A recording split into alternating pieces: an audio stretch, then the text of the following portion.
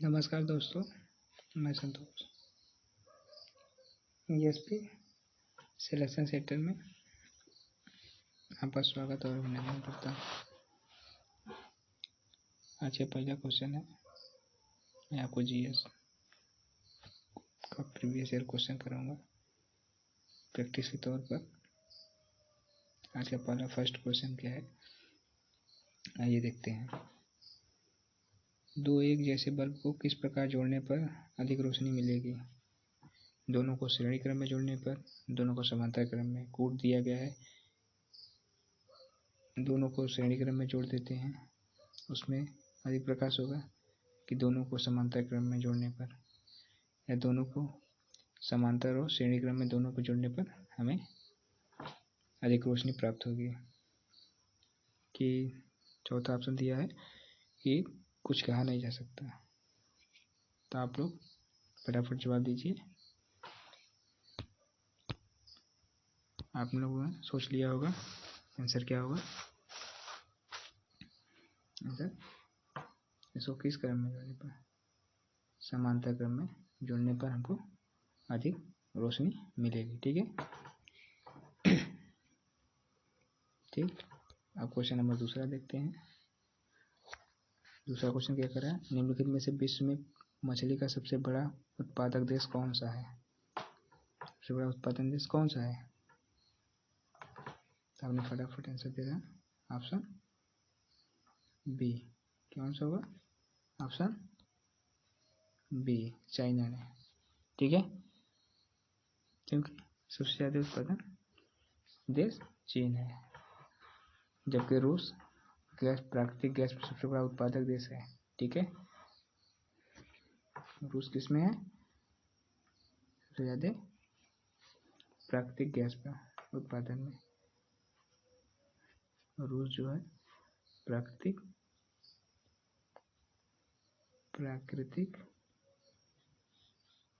Gas उत्पादन में, जबकि जापान शिपयार्ड मतलब जहाज से शिपयार्ड उद्योग में, शिपयार्ड उद्योग में। ठीक है, अब अगला क्वेश्चन देखते हैं। तीसरा क्वेश्चन है, वर्तमान उत्तर प्रदेश में भारत के प्राचीनतम 16 महाजनपद में से कुल कितने महाजनपद स्थित थे? ठीक है, कह रहा है कि प्राचीन जो 16 महाजनपद थे उनमें उत्तर प्रदेश में टोटल को कितने राज्य, मतलब कितने 16 महाजनपदों से कितने जनपद पूरे यूपी में पड़े थे, मतलब उत्तर प्रदेश में। ठीक है, ये हमारा उत्तर प्रदेश का मैप है जिसे हम बना दे रहे हैं। आप लोग इसको थोड़ा सा समझ लीजिएगा।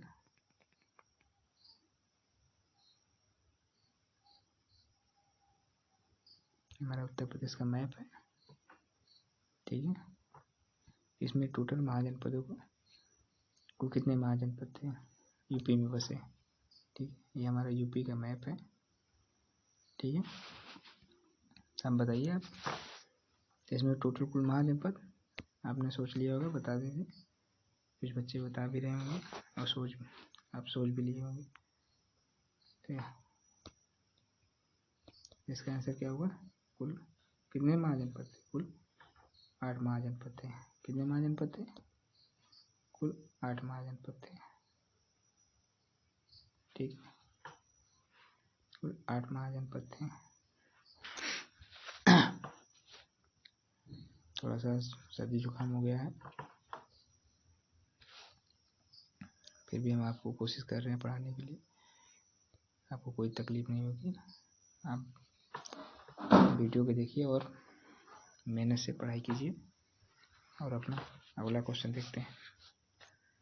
अगला क्वेश्चन क्या कर रहा है, भारत की संसद द्वारा आपदा प्रबंधन अधिनियम पारित हुआ था, कब पारित हुआ था? 2001 में, 2005 में, 2009 में, 2013 में? कब पास हुआ था बताइए। तो हमारा पास हुआ था कब? कब पास हुआ था हमारा? 2000 2005 में पास हुआ था। कब हुआ था? 2005 में पास हुआ था। ठीक है। इसमें आपदा प्रबंधन अधिनियम को वर्ष 2005 में भारत सरकार द्वारा आपदाओं को कुशल प्रबंधन और उससे जुड़े हुए अन्य मामलों के लिए पारित किया गया था, क्योंकि जनवरी 2006 में लागू किया गया था। जनवरी 2006 में जनवरी 2006 में लागू किया गया था। ठीक है। ये गृह मंत्रालय द्वारा, किसके द्वारा चालू किया गया था? गृह मंत्रालय द्वारा, गृह मंत्रालय द्वारा, गृह मंत्रालय द्वारा चलाया गया था। ठीक है। अब हम अगला क्वेश्चन देखते हैं। एक सितार में किस प्रकार की ध्वनि उत्पन्न होती है? एक सितार में किस प्रकार की ध्वनि उत्पन्न होती है? ऑप्शन ए है प्रगामी और अनुदैर्घ्य तरंगे, दूसरा है प्रगामी एवं अनुप्रस्थ तरंगे, तीसरा है अनुप्रस्थ या अनुदैर्घ्य तरंगे, चौथा ऑप्शन क्या है? अप्रगामी है एवं अनुप्रस्थ तरंगे। कौन सा? बताइए आप लोग सोच के। तो आप लोग सोच लिए होंगे। हमारा आंसर क्या होगा? Option D. क्या होगा? ऑप्शन डी सही है। ठीक है। अप्रगामी है अनुप्रस्थ तरंगे। ये तरंगे हमको क्या करती हैं? जिसे हम सितार, बीड़ा, तंबूरा, ये सब क्या है? सितार जो है बीड़ा और तंबूरा का मिक्सचर है। सितार जो है, सॉरी बता दे रहा हूँ, सितार जो है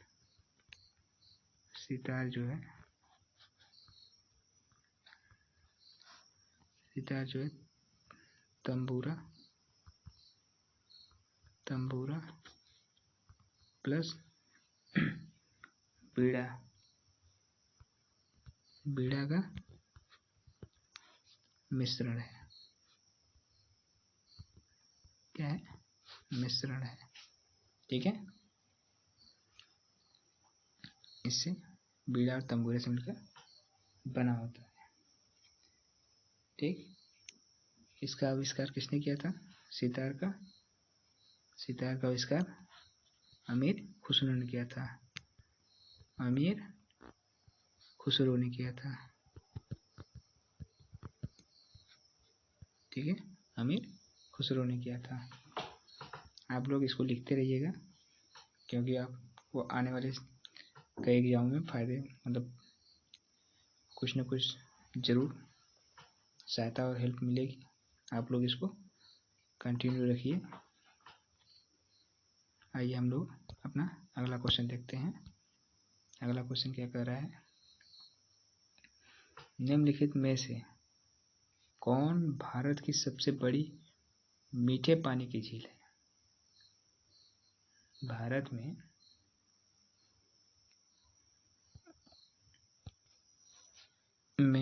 मीठे पानी की झील कौन सी है? ठीक है। भारत में सबसे मीठे पानी की झील कौन सी है? तो आप लोग को पता होगा कि कौन सी है। यह है बुलर झील। कौन सी है? बुलर झील है। कौन सी झील है? बुलर झील है। ठीक है। ये कहाँ पर है? ये हमारे जम्मू कश्मीर में है। कहाँ पर है? जम्मू एंड कश्मीर में। ठीक है। बॉडीपोर जिले में है, जम्मू कश्मीर के बॉडीपोर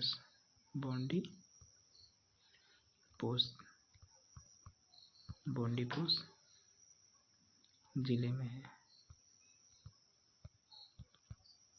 जिले स्थित है। यह भारत की सबसे बड़ी झील है। यह झेलम नदी के तट पर बनी है। किस नदी पर है?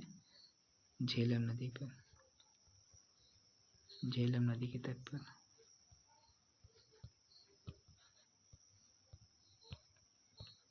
झेलम नदी के तट पर। ठीक है। और इसी नदी पर क्या बनाया गया, तुलबुल परियोजना, बुलर झील पर ही तुलबुल परियोजना बनाया गया, तुलबुल परियोजना है, परियोजना है, ठीक है। आप लोगों को इतना काफ़ी है, अब इससे अधिक नहीं पूछेगा। आगे बढ़ते हैं दोस्तों की तरफ। अगला क्वेश्चन क्या कर रहा है, मिताली एक्सप्रेस किन दो शहरों के बीच चलती है, मिताली एक्सप्रेस किन दो शहरों के बीच चलती है। ये तो अब सिंपल ही है, आप लोग बता ही देंगे कहाँ पर है, किसके बीच चलती है। ये हमारे ढाका और जलपाईगुड़ी के बीच, ठीक है। किसके बीच, ढाका और न्यू जलपाईगुड़ी के बीच। ढाका जो बांग्लादेश की राजधानी है, ठीक है। और यह मिताली एक्सप्रेस जो है ये तीसरी भारत और बांग्लादेश के बीच चलने वाली कौन सी ट्रेन है, ये हमारी तीसरी ट्रेन है। कौन सी ट्रेन है, तीसरी है, तीसरी ट्रेन है, ठीक है। ये हमारी तीसरी ट्रेन है।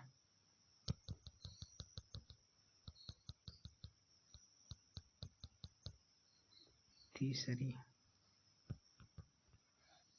ठीक है। देखिए पहली और दूसरी कौन थी, एक है मिताली, देखिए पहले मिताली नहीं, पहले अभी क्या है, मैत्री हो गई, मैत्री। दूसरा आपका हो गया बंधन, ठीक है, दूसरा बंधन। और तीसरा क्या हो गया आपकी, मिताली, मिताली चलाई गई है, ठीक है। अब अगला क्वेश्चन देखते हैं, घटते उत्पादक के दो क्रम को अधोलिखित में कौन सा पारतंत्र क्रम सही है, मतलब घटते उत्पादकों के तौर पर, ठीक है। जैसे सबसे ज़्यादा सागर में हमारा उत्पादकता, मतलब जैसे हम उत्पादन करते हैं, सबसे ज़्यादा उत्पादकता मतलब वही जो हम स्वयं मतलब पैदा करते हैं, ठीक है।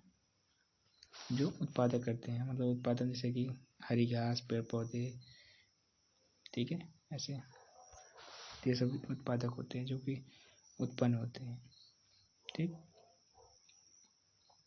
तो सबसे बड़ा उत्पादक क्या होते हैं, सबसे मतलब घटते क्रम में लिखना है इसको, ठीक है। तो बताओ कौन कौन से हैं, यहाँ पे टिक लगा हुआ है, तो आप लोग समझ गए ही होंगे कि सबसे बड़ा मैंग्रोव घास के वन होते हैं, जो कहाँ पाया जाता है, कहाँ पाया जाता है, मैंग्रोव घास के वन कहाँ पाए जाते हैं, आप लोग बताइए, सोच सोच के बताइए। घास के मैदान हो गए, झील और सागर हो गए, ये सब हमारे कहाँ पाए जाते हैं।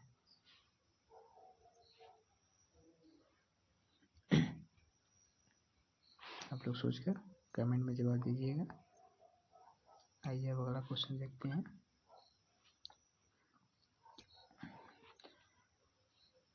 जीवाश्म ईंधन के बाद भारतवर्ष की ऊर्जा आवश्यकताओं की पूर्ति के लिए दूसरा सबसे महत्वपूर्ण स्रोत है, ठीक है।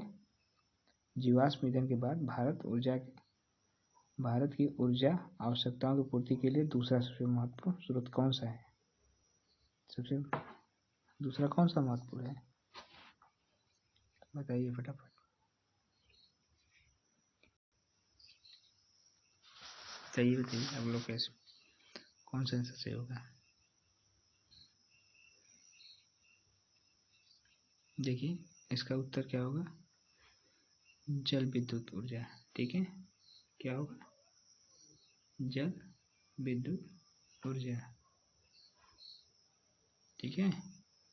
लेकिन आयोग ने इसको सौर ऊर्जा के तौर पे माना है, इसको माना है, सौर ऊर्जा को माना है, ठीक है। जबकि सौर ऊर्जा नहीं है। पहले कोयला सबसे ज़्यादा ऊर्जा उत्पन्न होती है, ठीक है। फिर उसके बाद जल विद्युत, फिर उसके बाद सौर ऊर्जा। धीरे धीरे प्रचलन बढ़ रहा है कि सौर ऊर्जा का थोड़ा डिमांडिंग बढ़ रहा है, इसलिए थोड़ा ट्रेंड में आ गया है, ठीक है। इसलिए हो सकता है कि आयोग ने इसको वरीयता दी हो।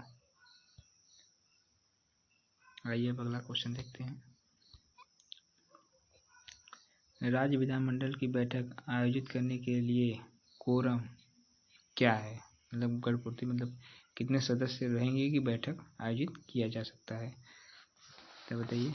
विधानमंडल में, राज्य विधानमंडल में 30 सदस्य या कुल सदस्यों का 10वां हिस्सा जो भी कम हो, मतलब कह रहा है 30 सदस्य या कुल सदस्यता का 10वां हिस्सा जो भी कम हो, ठीक है। और दूसरा कह रहा है सदन की कुल सदस्यता का आधा, सदन की कुल सदस्यता का और जितने सदस्य होंगे उनका आधा। तीसरा क्वेश्चन कह रहा है सदन की कुल सदस्यता का 1/4, सदन की कुल सदस्यता का 1/4 कि 10 सदस्य या कुल सदस्यता का 10वां हिस्सा जो भी अधिक हो, तो क्या होगा आंसर? बताइए बताइए फटाक आप लोग बताइए फटाक से। आपने सोच लिया होगा, बापा आंसर बताते हैं। आंसर क्या होगा? 10 सदस्य या कुल सदस्यों का 10वां हिस्सा, जो 10 हिस्सा से क्या होंगे? अधिक होंगे। कितने होंगे? 10 में से अधिक होना चाहिए, ना कि कम। हमेशा 1/10वां हिस्सा से अधिक होना चाहिए, ठीक है। जो कि कहाँ पर? विधान मंडल में उपस्थित होना अनिवार्य होता है, ठीक है। ये हमारे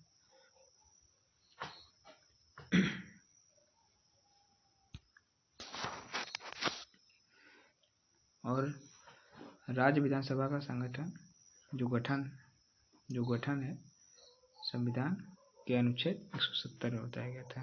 आर्टिकल 170 में बताया गया है, 170 में बताया गया है कि संविधान विधानसभा में अधिक से अधिक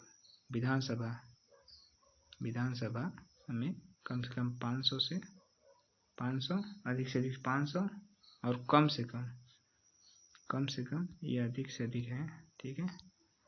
ये अधिक से अधिक है और कम से कम 60 लोगों की उपस्थिति होनी अनिवार्य है। उपस्थिति अनिवार्य है।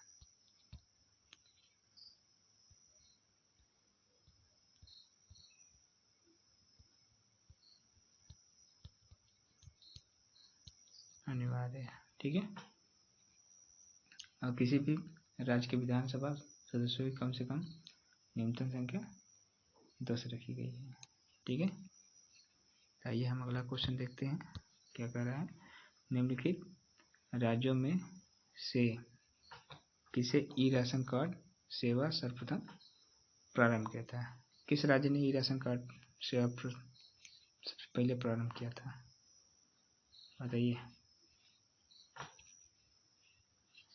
बताइए फटाफट आंसर दीजिए। ये हमारा कौन सा हो जाए? कौन हो जाएंगे? बताइए। ये हमारा क्या हो जाएगा? दिल्ली ऐसा पहला राज्य है, यह ऐसा पहला है जहाँ पे क्या चालू किया गया था? सबसे पहले ई राशन व्यवस्था चालू की गई थी, ठीक है। आइए अगला क्वेश्चन देखते हैं। अंग्रेजी वर्णमाला में कितने अक्षर हैं जो कैपिटल दर्पण में अपने मूल रूप से समान दिखाई पड़ते हैं? कुल कितने कैपिटल लेटर हैं? जैसे ए हो गया, जैसे हम दिए, अगर हम ए को क्या करेंगे? उल्टा लिख, चाहे सीधा लिखें चाहे क्या लिखें? उल्टा लिखें।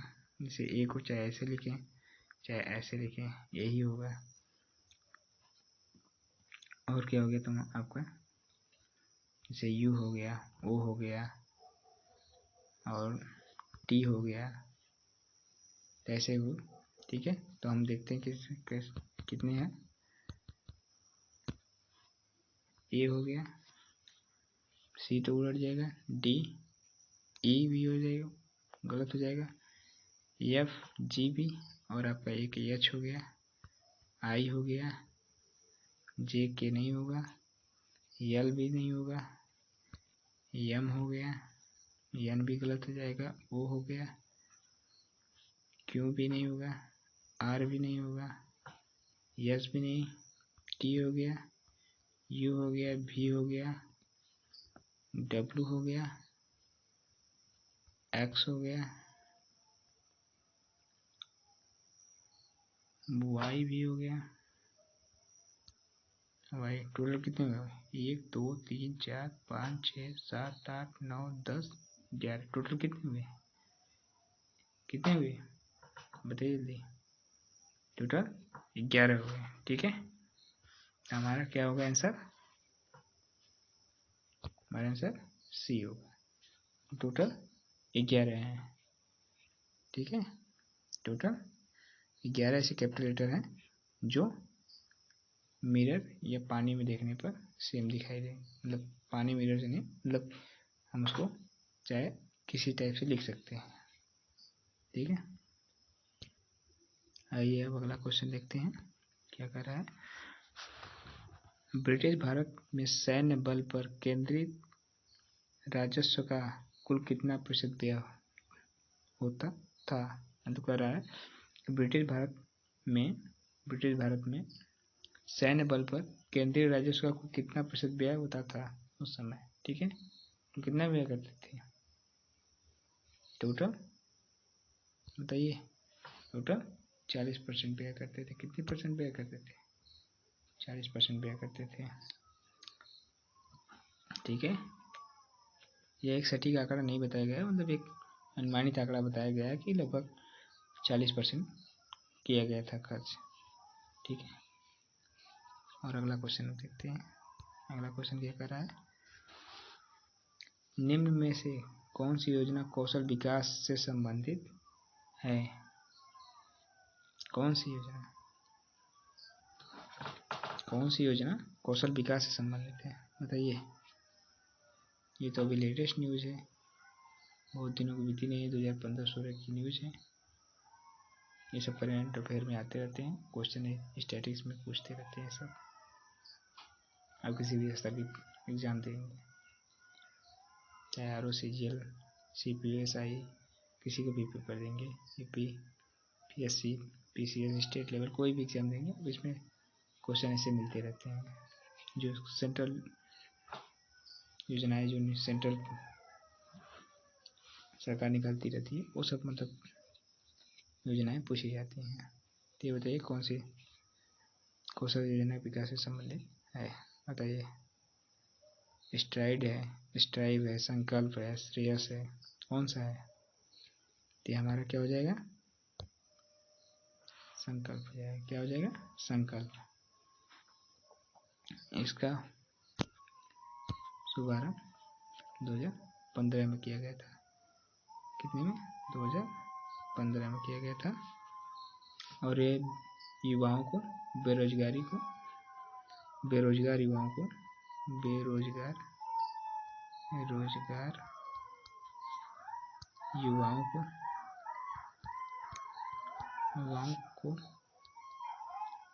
प्रशिक्षण देने के लिए, क्या करने के लिए, प्रशिक्षण देने के लिए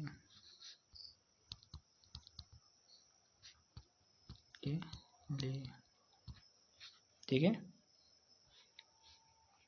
अब अगला क्वेश्चन देखते हैं। निम्नलिखित में से कौन भारत आने वाली यात्री पुर्तगाली का नहीं था। कौन सा ऐसा यात्री था जो पुर्तगाली नहीं था। इसमें 4 ऑप्शन दिए हैं, दुआर्ट बारबोसा, डोमिंग पायस, पीटर मुंडी फर्नोस नूनीज, बताइए कौन था जो भारत आने में क्या नहीं किया था? पुर्तगाली, कौन सा ऐसा यात्री है जो पुर्तगाली नहीं था, जो भारत नहीं आया था? इसमें बताइए। ये हमारे कौन थे? हमारे पीटर मुंडी थे, ठीक है, हमारे पीटर मुंडी थे, जो पुर्तगाली यात्री नहीं था, ठीक है। ये कृष्णदेवराय के समय में विजयनगर की यात्रा पर आए थे। ये कृष्णदेवराय के, कृष्ण देवराय,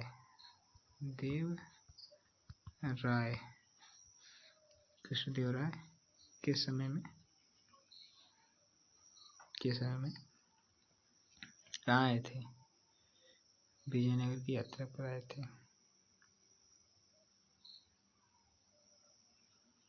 ठीक है।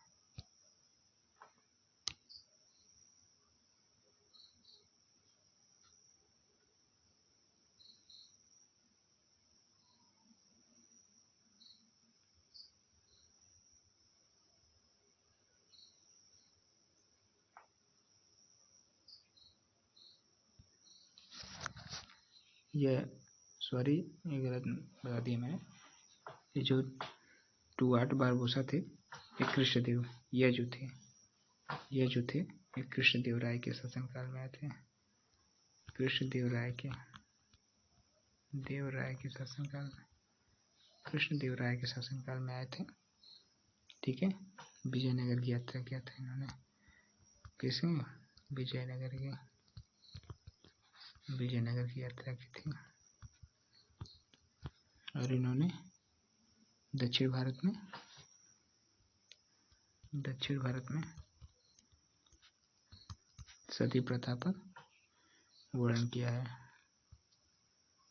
सती प्रथा का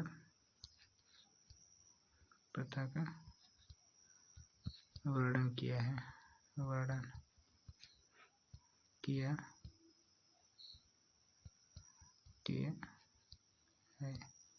और इनकी बुक जो है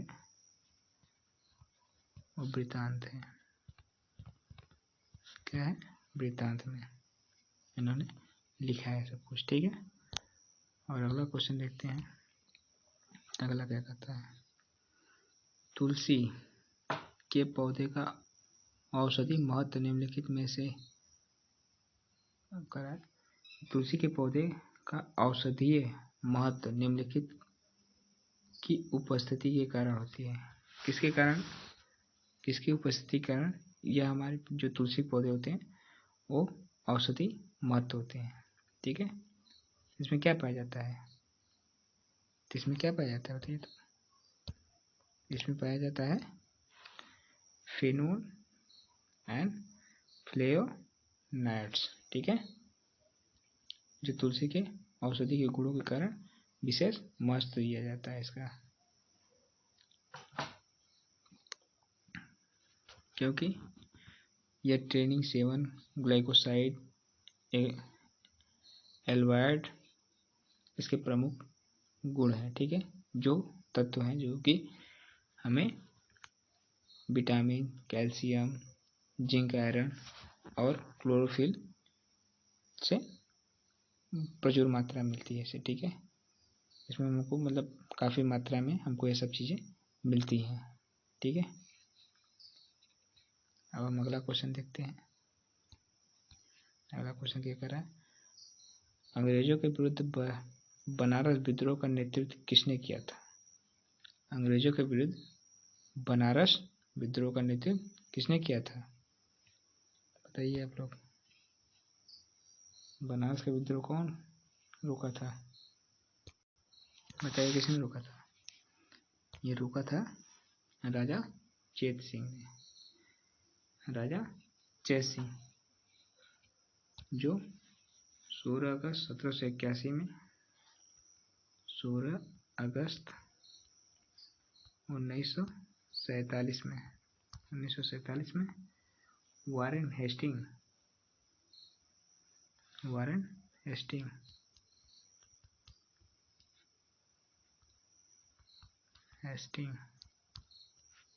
वारेन हेस्टिंग ने काशी नरेश पर, वारेन हेस्टिंग ने काशी नरेश पर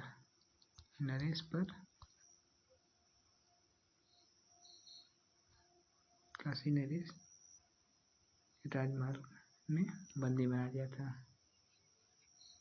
काशी नरेश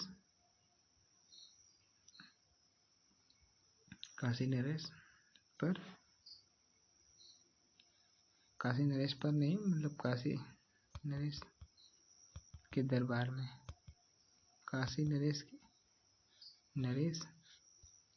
के महल में महाराजा को बंदी बना लिया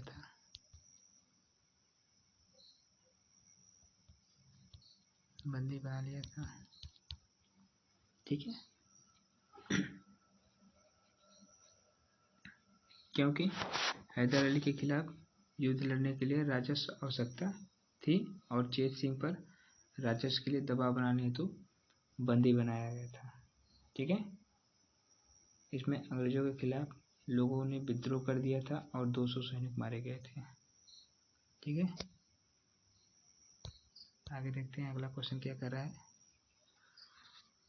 अंतर्राष्ट्रीय आलू केंद्र CIP का मुख्यालय स्थित है, कहाँ स्थित है बताइए, कहाँ स्थित है? ये हमारा स्थित है शिमला, भारत में। कहाँ पर स्थित है? शिमला, भारत में। ठीक है, शिमला कहाँ? हिमाचल प्रदेश। ठीक, ये अंतर्राष्ट्रीय आलू केंद्र CIP एक अनुसंधान क्षेत्र संस्थान है। ठीक है, यह गरीबी और खाद्य सुरक्षा के आधार पर निरंतर विकासशील देशों में वैज्ञानिक अनुसंधान के माध्यम से आलू, शकरकंद और अन्य जैसे जड़ों वाली कंद की फसलों को पर्वतीय क्षेत्रों में प्राकृतिक रूप से उड़ान एवं प्रबंधन संबंधी गतिविधियां प्रदान करता है। इसकी स्थापना 1971 में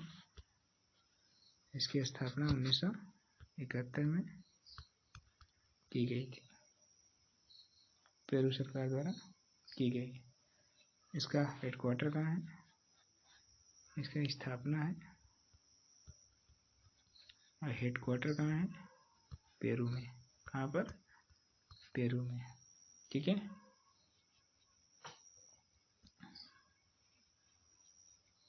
जबकि केंद्रीय आलू अनुसंधान संस्थान शिमला और भारतीय आलू अनुसंधान मोदीनगर, मेरठ में है। ठीक है, केंद्रीय लिख देते हैं।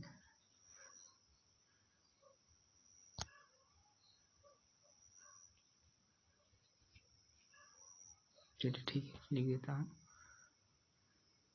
क्या है?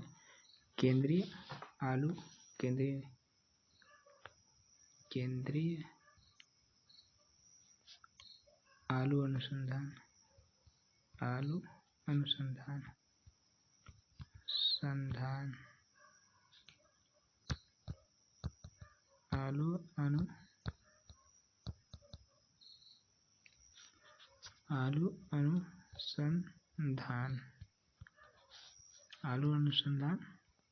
संस्थान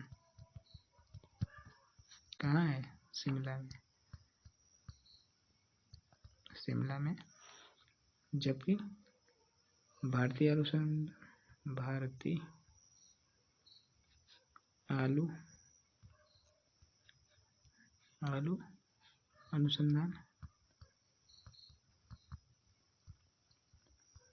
अनुसंधान कहाँ है? मेरठ में। ठीक है, मेरठ में। ठीक, मेरठ में। आइए अगला क्वेश्चन देखते हैं। निम्नलिखित पर विचार कीजिए। ये क्या है? ये हमारा एक प्रकार का क्या है? नाट्य,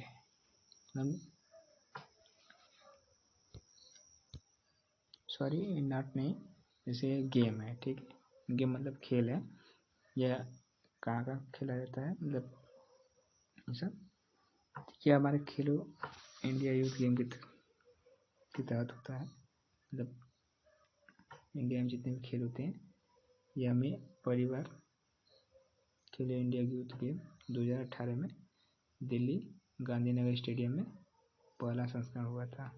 इसका संस्करण कब हुआ था? 2018 में, ठीक है। खेलो इंडिया यूथ गेम, खेलो इंडिया यूथ गेम, ठीक है, 2018 में हुआ था। अब प्रथम संस्करण था, फर्स्ट संस्करण था, ठीक है, फर्स्ट संस्करण था। और यह कहाँ पर आयोजित किया गया था? आयोजित दिल्ली में, ठीक है, अब दिल्ली में किया गया था। ये हमारा 18 अब चौथा है, इसमें पाँचवा कौन सा है? पाँचवा संस्करण होगा। 18/23 पाँचवा संस्करण, पाँचवा संस्करण 2023, ठीक है। आइए देखते हैं नेक्स्ट क्वेश्चन क्या कर रहा है। अरे सॉरी, आपको इसका आंसर नहीं मिला ना। तो हमारा क्या है, ये गतका जो है क्या है, ये गतका इसमें सम्मिलित नहीं है। क्या है? इसमें सम्मिलित नहीं है, ठीक है, गतका इसमें सम्मिलित नहीं है। आइए अब अगला देखते हैं। काकोरी षड्यंत्र केस में प्रधान आरोपी पंडित राम प्रसाद बिस्मिल को उत्तर प्रदेश के किस शहर में फांसी दी गई थी? किसको? राम प्रसाद बिस्मिल को उत्तर प्रदेश किस जिले में, किस शहर में उनको फांसी दी गई थी? आप लोग बताइए।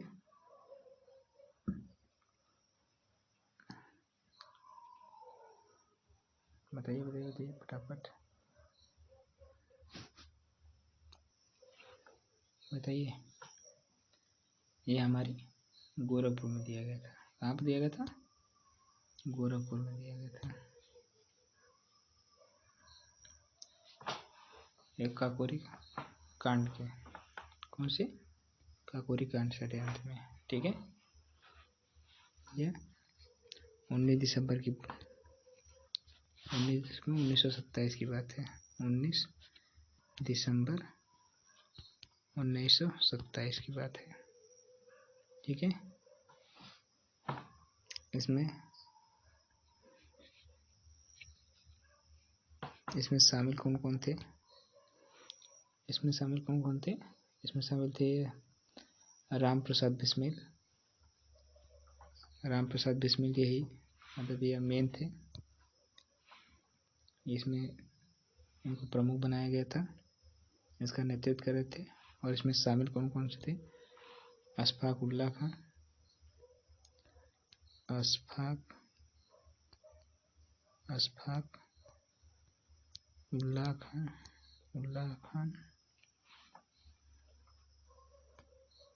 खान, चंद्रशेखर आजाद और अन्य लोग थे। 6 सदस्य और थे,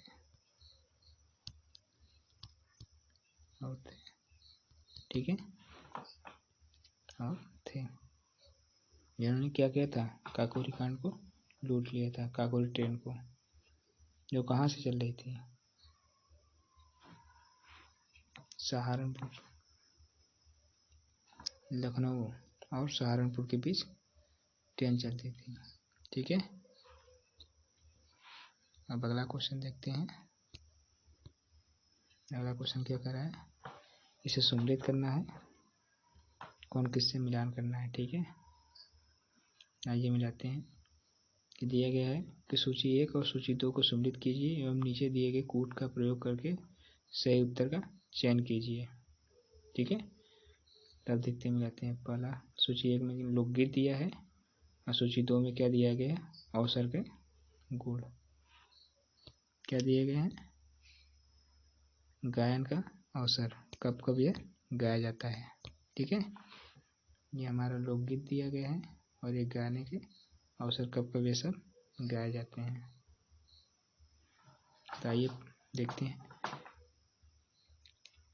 तो हम लोग चैती कब कहते हैं, बताइए, चैती कब कहते हैं, जब हम क्या करते हैं, जैसे कि चैत में हम लोग गेहूँ या कुछ काटते हैं तो उसमें क्या बोलते हैं, चैती मौसमी गीत गाते हैं। कौन से गीत गाते हैं, मौसमी गीत गाते हैं। ठीक है, तो पहले का ए का क्या होगा, ए का हमारा हो जाएगा, ए का चौथा हो जाएगा। कजरी कब गाया जाता है, विवाह के मौसम में या मौसमी गीत, बताइए। ये सब क्या होंगे, ये सब विवाह या मौसमी गीत में गाई जाती हैं। तो बी का क्या हो जाएगा, तीसरा। ठीक है, और रसिया, रसिया कहाँ गाया जाता है, ये ब्रज में। ठीक है, कहाँ पर होता है, ये ब्रज में होता है। तीसरे का बी मतलब दूसरा। और डी का क्या हो जाएगा, सोहर कब गाया जाता है, संस्कार गीत, मतलब जैसे कि किसको लड़का होता है पैदा जब गांव में होता है या शहर में, तो क्या होते हैं सब क्या कहते हैं, सोहर गाते हैं। ठीक है, ये हमारा पहला हो गया। तो ऑप्शन देखिए कौन सा, 4 3 2 1, 4 3 2 1। तो आपका आंसर पहला सही हो जाएगा। क्या हो जाएगा, आंसर पहला सही हो जाएगा। ठीक है, आइए अगला देखते हैं। अगला क्वेश्चन क्या कह रहा है, 10 दिनों में अधिक दिन तक उपवास करने पर लीवर पर क्या प्रभाव पड़ता है। अगर 10 दिनों से अधिक हम उपवास रखते हैं तो लीवर पर क्या प्रभाव पड़ेगा। लीवर में ग्लूकोज स्तर कम हो जाता है, लीवर में ग्लूकोज स्तर अधिक हो जाता है, लीवर में ट्राइग्लिसराइड घटने लगता है, लीवर में ट्राइग्लिसराइड बढ़ने लगता है। क्या होने लगता है, बताइए फटाफट।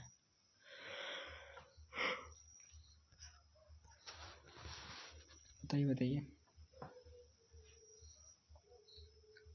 ये हमें क्या होने लगता है, ये लीवर में ग्लूकोज स्तर कम हो जाता है। क्या हो जाता है, ग्लूकोज में लीवर में ग्लूकोज स्तर कम हो जाता है। ठीक है, जिससे क्या होता है, हमें भूख, ब्लड प्रेशर और कोलेस्ट्रॉल लेवल कम हो जाता है।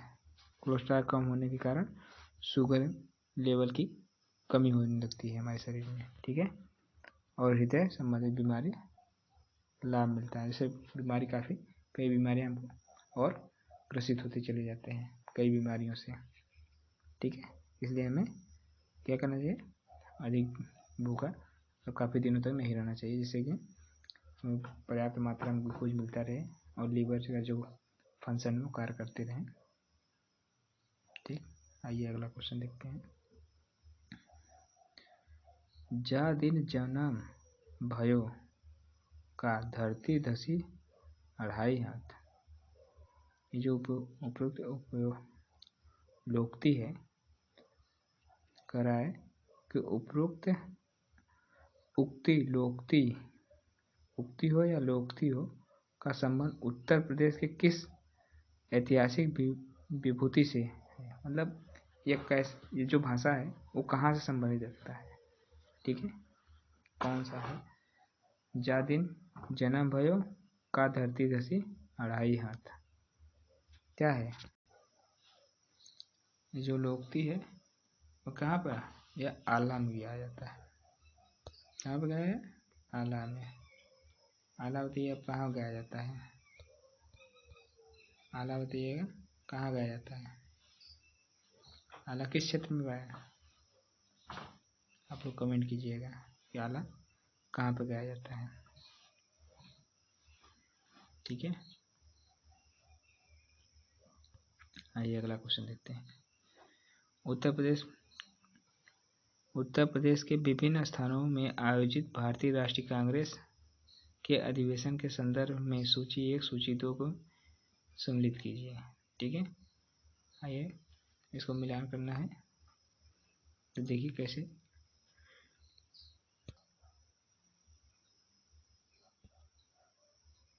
आइए मिलाते हैं।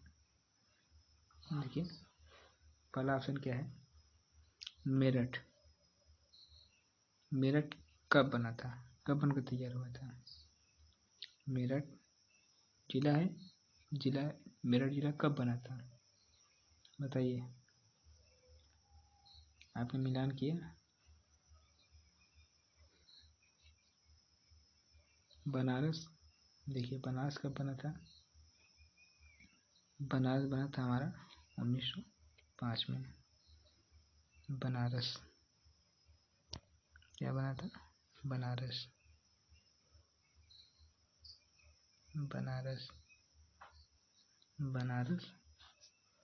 1905 में बनकर तैयार हुआ था। ठीक है, 1905 में कानपुर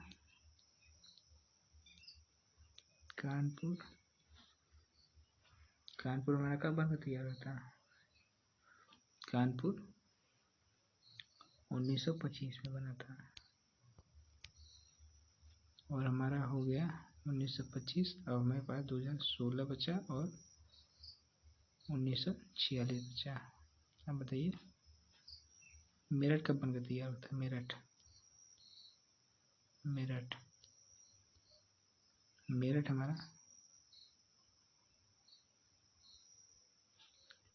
हमारा कब बनकर तैयार हुआ था, कब बना था? मेरठ हमको लगता है कि 1946 के करीब, 1946 में बना था। और लखनऊ है, लखनऊ 1916 में बनकर तैयार हुआ।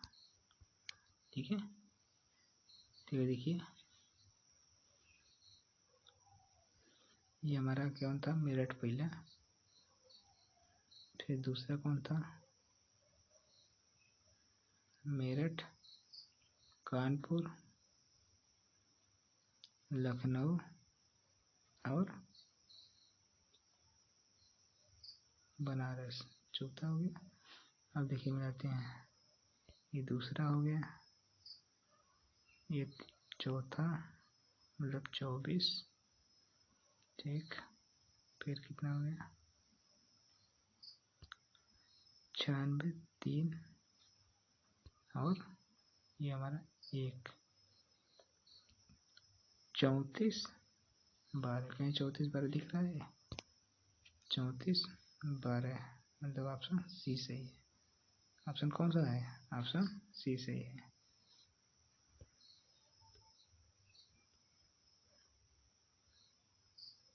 ऑप्शन हमारा सी सही है। ऑप्शन हमारा सी सही है।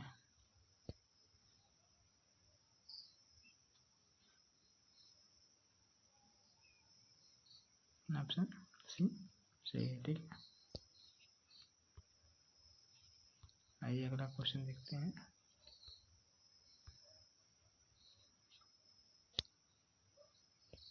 अगला क्वेश्चन क्या कर रहा है?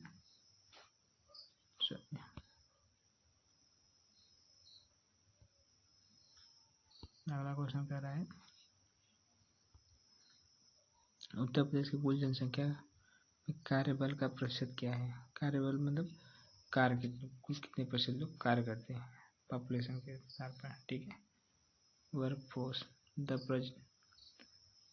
Percentage of work force in total population of Uttar Pradesh. जनसंख्या में कार्यबल का प्रतिशत, जनसंख्या में कुल जनसंख्या का कार्यबल का प्रतिशत है। कुल कितने कार्य प्रतिशत हुए? कुल टोटल 23% हुए। कितने परसेंट? 23%।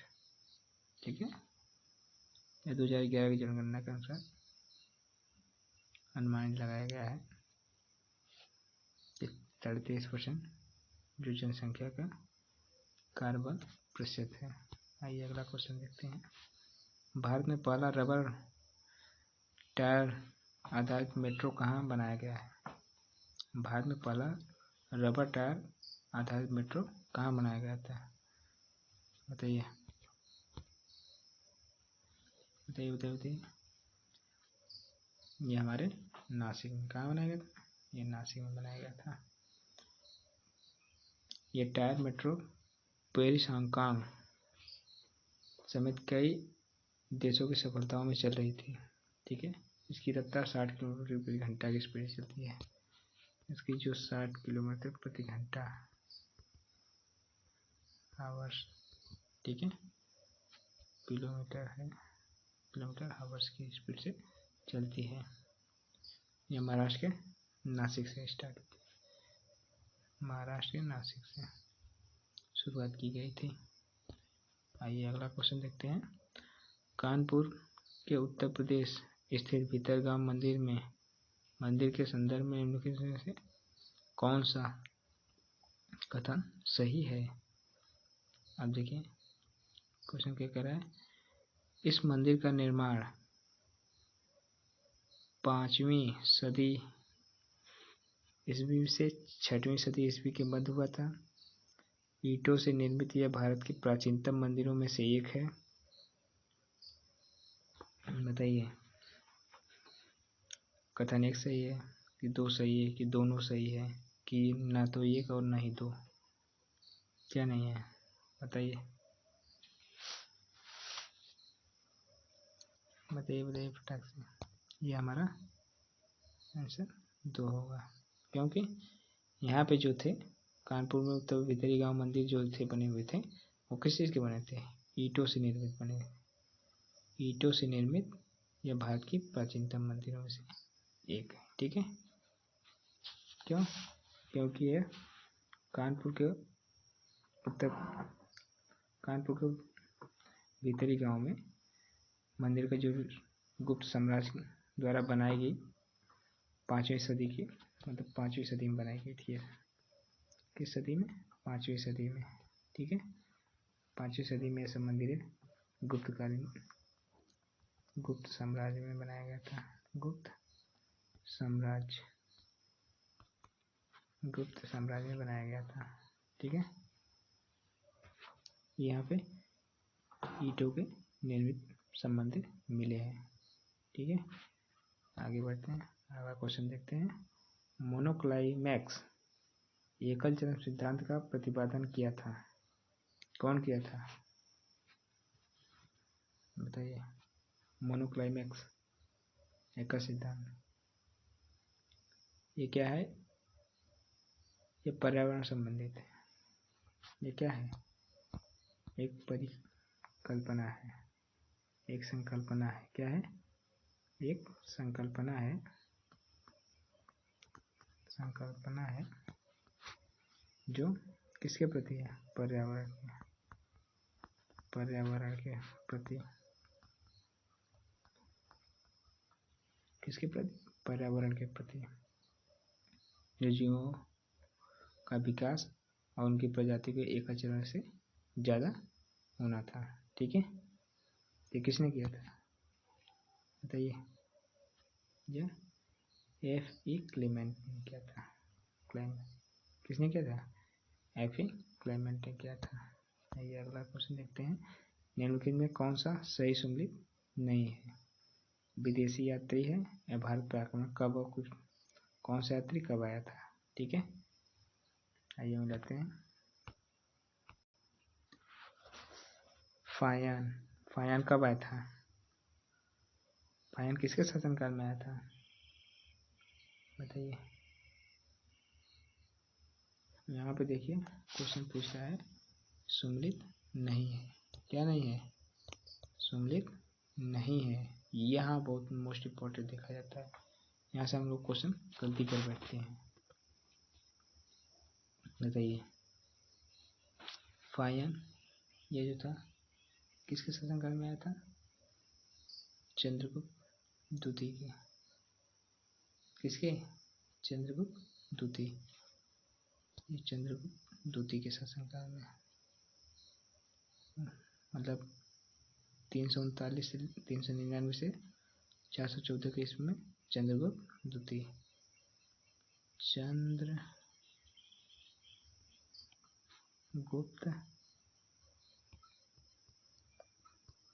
सेकेंड, ठीक है।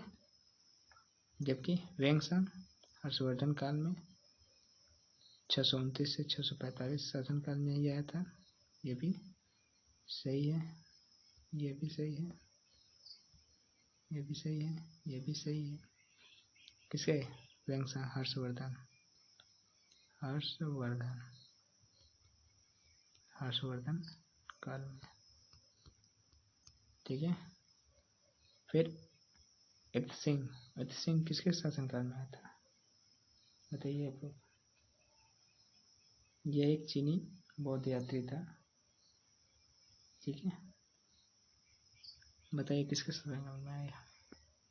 आप लोग इसका जवाब दीजिएगा, किसके शासनकाल में आया था, कमेंट कीजिएगा। और ये अल मसूदी जो था, अल मसूदी, ये हमारा गलत है, ये हमारा गलत है। क्यों? क्योंकि ये हमारा 1995 नहीं, 957 एडी में नहीं आया था, ये आया था 915 में। कितने में आया था? 915 में ईस्वी में, ठीक है, एडी में 915 एडी में आया था। और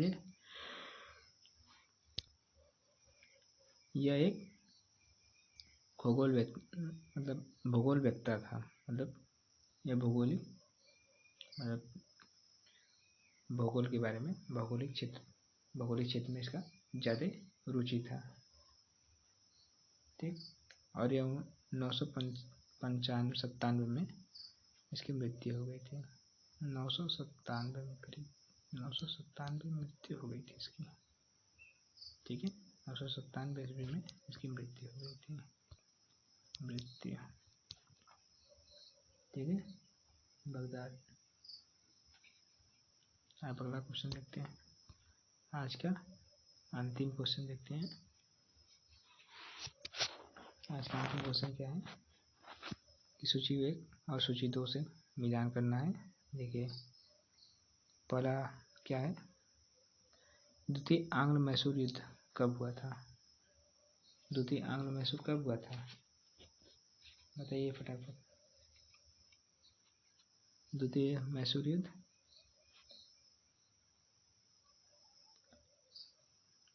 द्वितीय मैसूर युद्ध, द्वितीय आंग्ल फ्रांसीसी युद्ध, द्वितीय आंग्ल मराठा युद्ध, द्वितीय आंग्ल अफगान युद्ध। बताइए द्वितीय आंग्ल मैसूर युद्ध कब हुआ था? बताइए 1780 में। कब हुआ था? 1749 से ना, 1749 में हुआ होगा। 1749 से 1752 तक मैसूर का, 1749 से 1752 तक। आंग्ल फ्रांसीसी युद्ध कब हुआ था?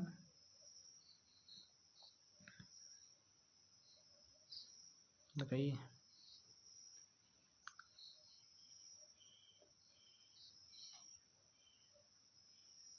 नहीं यार, गलत हो जाएगा, सॉरी।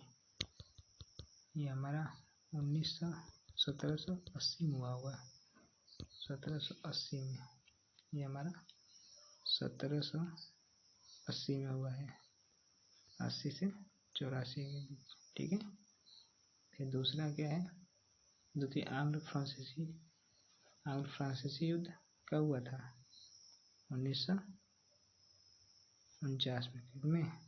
1749 में, 1749 में। फिर तीसरा किसमें हुआ था? तीसरा हुआ, तीसरा मतलब द्वितीय आंग्ल मराठा युद्ध, यह हमारा हुआ था 1803 में हुआ था। कितने में हुआ था? 1803 में हुआ था। जबकि द्वितीय आंग्ल अफगान ये 1878 में हुआ था। ठीक है, तो कौन कौन सा सही हो गया?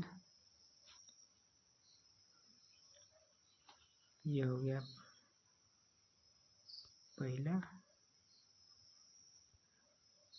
80 दूसरा, फिर क्या हो गया?